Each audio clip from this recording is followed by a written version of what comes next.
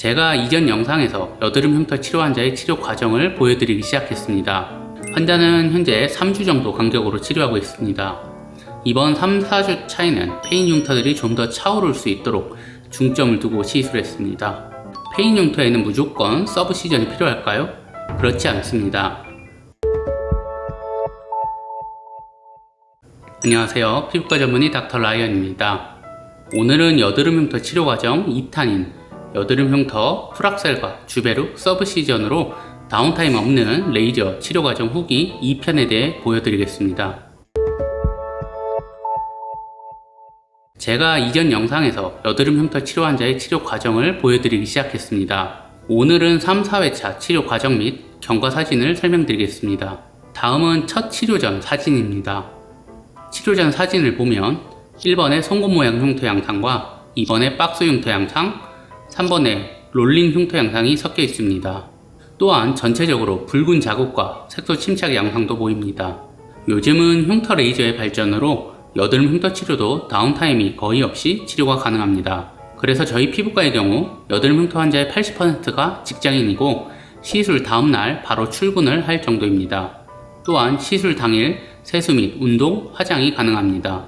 과거에는 여드름 흉터 치료를 하기 위해 박피성 프락셀 레이저를 주로 사용했습니다. 박피성 프락셀이란 피부를 강하게 파괴시키고 괴사시켜서 딱지 및 진물이 발생할 정도로 피부를 태우는 방식의 레이저입니다. 시술 후 바둑판 형태의 딱지가 발생하기 때문에 2주 정도 디오덤을 얼굴 전체에 붙여야 하며 일상생활이 불편한 단점이 있었습니다. 또한 피부가 얇아지거나 예민해지고 홍조가 빈번하게 생기는 등 부작용이 많았습니다. 이러한 불편함에도 불구하고 치료 효과는 그리 효과적이지 않아 요즘에는 이런 박피성 프락셀 레이저보다는 비박피성 프락셀 레이저 위주로 치료하는 게 일반적인 트렌드입니다. 저의 여드름 흉터 치료 방법은 첫 번째, 시술 후 다운타임이 1에서 3일로 짧은 치료법. 두 번째, 흉터 모양에 따른 맞춤 레이저 치료법을 고수합니다. 다양한 레이저 종류가 있으며 대표적으로 피코 프락셀, 고주파 프락셀, 멀티 니들 RF, 어빔 글라스 레이저 등이 대표적입니다. 니들 레이저와 같은 최신 레이저는 다운타임은 짧으면서 흉터 재생 효과는 더 탁월한 장점이 있어 현재 흉터 치료의 트렌드로 자리 잡았습니다. 1, 2회차 치료 과정을 다시 한번 간단히 설명드리겠습니다. 1회차에는 레가또와 시크린 레이저를, 2회차에는 레가또와 V빔 퍼펙타를 사용했습니다. 레가또와 시크린 레이저는 고주파 흉터 장비로 롤링 흉터, 박스 흉터, 아이스픽 흉터 등 여러가지 흉터의 치료에 효과적으로 사용할 수 있습니다. V빔 퍼펙타는 혈관 레이저로 붉은 흉터 자국을 개선하는 데 탁월한 장비입니다. 환자는 현재 3주 정도 간격으로 치료하고 있습니다. 이번 3, 4주 차에는 페인 흉터들이 좀 더 차오를 수 있도록 중점을 두고 시술했습니다. 3회차에는 서브시전과 피코 프락셀 레이저를 사용했습니다. 먼저 서브시전은 다른 이름으로 진피절제술이라고 불리기도 합니다.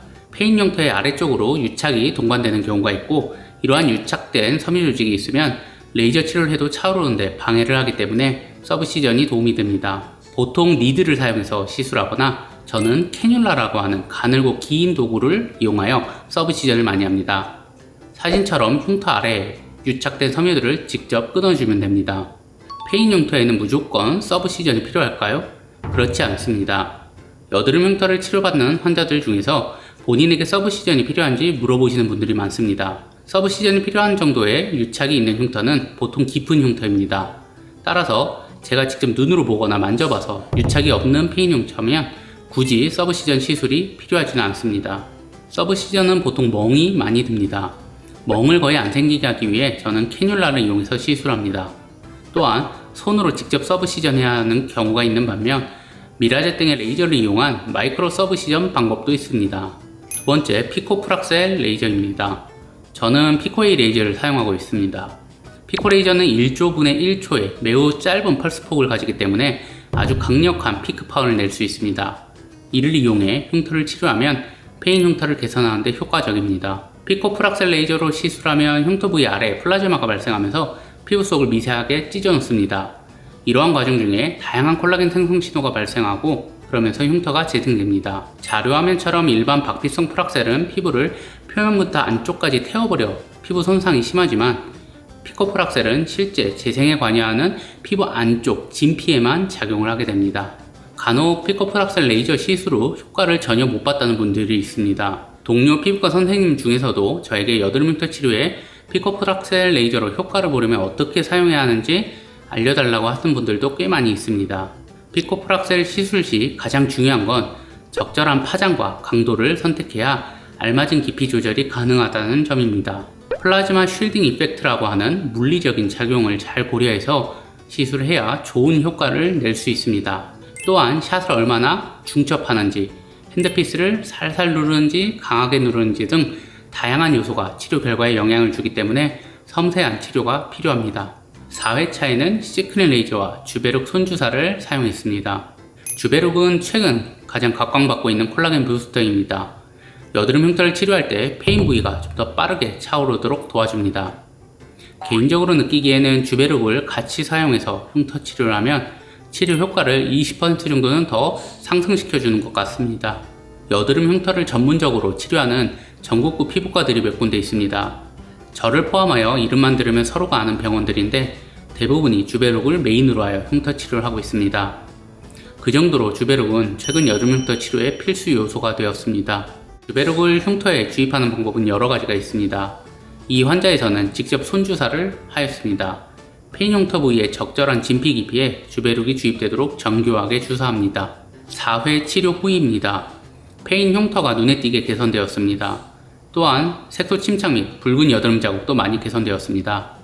지난번 제가 말씀드린 것처럼 페인 흉터가 실제 재생해서 차오르는 데에는 최소 한 달 이상 지나야 한다고 설명드렸습니다. 그 결과 4회차가 지나니 체감될 정도로 흉터가 차올랐습니다. 좌측 뺨을 보면 롤링성 흉터 및 박스 흉터 전체적으로 개선되었습니다. 하지만 앞뺨 쪽에 좁고 깊은 아이스피크 흉터는 상대적으로 좀 느린 경과를 보입니다.